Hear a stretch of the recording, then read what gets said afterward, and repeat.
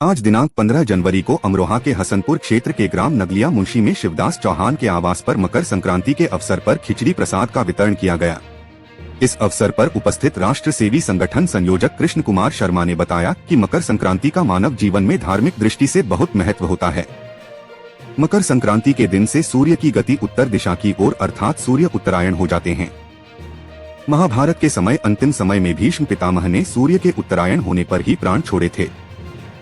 धार्मिक एवं शुभ कार्यों का आयोजन सूर्य उत्तरायण होने पर ही किया जाता है। SRMS रिद्धिमा के सभागार में गुरुवार 15 जनवरी 2026 को मुशायरा बज़्म-ए-सुखन आयोजित हुआ। इसमें बरेली के शायर अमित शर्मा मीत, मो-शून्य लाइक खान फर्रुखाबादी, मिर्जा मखदूम बेग और यहीं के डॉ-शून्य अनवर वारसी, बदायूं के सुरेंद्र नाज बदायूनी और यहीं की साक्षी शंखधार श्रीधा ने अपने कलाम से श्रोताओं की भावनाओं को झकझोरा। बज़्म-ए-सुखन का आगाज अमित शर्मा मीत ने किया और इस मिट्टी को ऐसे खेल खिलाया हमने, खुद को रोज बिगाड़ा रोज बनाया हमने, जो सोचा था वो तो हमसे बना नहीं, फिर जो बन पाया उससे जी बहलाया हमने, सुनाकर जिंदगी की परेशानियों से वाबस्ता किया। 26 दिसंबर को retired air force warrant officer Yogesh Kumar की अशोक विहार कॉलोनी लोनी में हुई हत्या के मामले में परिजनों ने पुलिस जांच पर गंभीर सवाल खड़े किए हैं। मृतक की पत्नी लता, मां और पुत्रवधू ने प्रेस कॉन्फ्रेंस कर पुलिस के उच्चाधिकारियों से निष्पक्ष व पारदर्शी जांच की मांग की है। परिजनों का आरोप है कि हत्या का आरोपी अरविंद जानबूझकर पुलिस को गुमराह कर रहा है और साजिश के तहत मृतक के दोनों बेटों का नाम मामले में घसीटा गया है। मृतक के साले धीरज ने आरोप लगाया कि योगेश कुमार के अरविंद की बहन से कथित संबंधों की चर्चा थी। शहर में विकास और सौंदर्यीकरण के कार्यों में निरंतर नए आयाम स्थापित करने वाला JCI कानपुर इंडस्ट्रियल अब विकास पथ पर आगे बढ़ने जा रहा है। इसी क्रम में संस्था का 44वां स्थापना इंस्टॉलेशन समारोह भव्य रूप से आयोजित किया गया, जिसमें वर्ष 2026 के लिए नए नेतृत्व ने औपचारिक रूप से पदभार ग्रहण किया। इस गरिमामयी समारोह के मुख्य अतिथि JFG भारत आचार्य, राष्ट्रीय अध्यक्ष 2026 JCI इंडिया रहे। उन्होंने कहा कि अल्प आय वर्ग के मांगलिक कार्यक्रमों के लिए बनाया गया मंगल भवन वास्तव में अद्भुत है। इस प्रोजेक्ट के लिए JCI कानपुर इंडस्ट्रियल की जितनी सराहना की जाए कम है।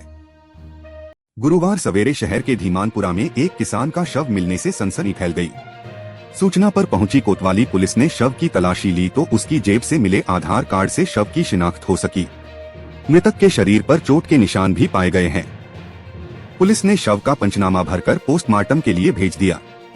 गुरुवार सवेरे शहर के धीमानपुरा स्थित आर्य समाज के निकट सड़क किनारे एक व्यक्ति का शव पड़ा मिला। आसपास मौजूद लोगों ने मामले की सूचना शहर कोतवाली पुलिस को दी। कस्बा बांसी में श्री 1008 श्री लालजी मंदिर प्रांगण में मकर संक्रांति के पावन अवसर पर भगवान श्री राम राजा सरकार के दर्शनों के लिए भक्तों का तांता लगा रहा। श्रद्धालुओं ने भगवान को तिल और गुड़ के लड्डू का प्रसाद चढ़ाया। भगवान से आशीर्वाद प्राप्त किया। श्रद्धालुओं को खिचड़ी प्रसाद वितरण किया। इस दौरान पाल बाबा महाराज, अखिलेश खरे, डा SK सिकदार, गजानंद सुमन, सुरेश गुप्ता, टिंकू गुप्ता, अभिषेक शुक्ला, अज्जू गुप्ता, राज सुमन, भरत साहू, शैलू गुप्ता आदि मौजूद रहे। जनपद के कस्बा मसौली स्थित बाबा राम शरण दास भगवत दास कुटी हनुमान मंदिर पर चल रही विराट रुद्र महायज्ञ कार्यक्रम में यज्ञ सम्राट स्वामी प्रमोदानंद महाराज जी ने सत्संग में प्रजापति दक्ष का प्रसंग सुनाया। महाराज जी ने कहा, प्रजापति दक्ष ने यज्ञ में भगवान शंकर को निमंत्रण नहीं दिया तो सती को जाने से मना करने पर भगवान शंकर ने कहा, आपके पिता मुझसे क्रोधित है।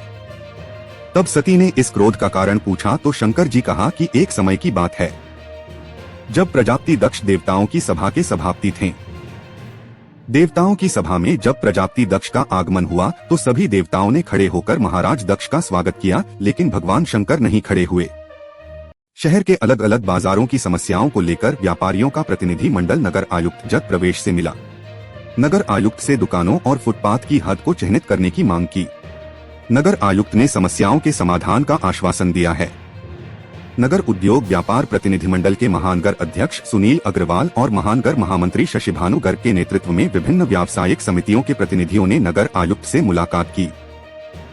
सुनील अग्रवाल ने गोवर्धन चौराहा, मंडी समिति रोड पर फुटपाथ व दुकानों की हद चिह्नित किए जाने की मांग की ताकि वह अतिक्रमण की श्रेणी में न आए। बसपा सुप्रीमो मायावती ने अपना 70वां जन्मदिन लखनऊ में मनाया। इस मौके पर पत्रकार वार्ता में उन्होंने भाजपा सहित बाकी पार्टियों पर हमला किया। अपने जन्मदिन पर पत्रकारों को संबोधित करते हुए बसपा सुप्रीमो मायावती ने कहा कि सभी सरकारें बसपा द्वारा ही चलाई जा रही योजनाओं का नाम बदलकर चला रही हैं। उन्होंने कहा कि विरोधियों ने भ्रम फैलाकर बसपा को तोड़ने की कोशिश की है। कांग्रेस, बीजेपी सहित अन्य जातिवादी पार्टियां अलग अलग हथकंडे अपना रही हैं। बहजम कस्बे स्थित प्रसिद्ध बाबा गौरी शंकर मंदिर परिसर में बने पवित्र तीर्थ स्थल की बदहाल स्थिति श्रद्धालुओं की आस्था पर भारी पड़ती नजर आ रही है। तीर्थ स्थल में गंदगी का अंबार लगा हुआ है और गंदा पानी भरा रहने से चारों ओर दुर्गंध फैल रही है, जिससे दर्शन व पूजा पाठ के लिए आने वाले श्रद्धालुओं को काफी परेशानियों का सामना करना पड़ रहा है। स्थानीय लोगों और नियमित रूप से मंदिर आने वाले श्रद्धालुओं का कहना है कि तीर्थ स्थल के भीतर कई स्थानों पर कूड़े के ढेर जमा हैं, लेकिन मंदिर की संबंधित समिति और जिम्मेदार अधिकारियों द्वारा सफाई व्यवस्था पर कोई ठोस ध्यान नहीं दिया जा रहा है। यूपी के बेसिक स्कूल 16 दिनों के बाद शुक्रवार से एक बार फिर से खुलने जा रहे हैं। माध्यमिक स्कूल बदले समय से संचालित हो रहे हैं। पूरे प्रदेश के बेसिक स्कूल शुक्रवार से खुलेंगे। बेसिक स्कूलों के कैलेंडर के अनुसार 31 दिसंबर से 14 जनवरी तक यहां अवकाश था। 15 जनवरी को मकर संक्रांति का सार्वजनिक अवकाश होने के बाद 16 जनवरी से स्कूल खोले जाएंगे। अब इन स्कूलों में जरूरत पड़ने अवकाश जिलाधिकारियों द्वारा स्थानीय स्तर पर ही घोषित किया जा सकेगा। गांव भूरा बाईपास झिंझाना मार्ग पर बने नाले की कई महीनों से सफाई न होने के कारण राहगीरों और स्थानीय निवासियों को भारी परेशानियों का सामना करना पड़ रहा है। नाले में गंदगी और जलभराव की स्थिति बनी हुई है, जिससे सड़क पर चलना दूभर हो गया है। खासकर दोपहिया वाहन चालकों और पैदल राहगीरों को काफी दिक्कतें उठानी पड़ रही हैं। मुख्यमंत्री पोर्टल पर शिकायत करने के बाद कोई कार्रवाई नहीं हो रही है।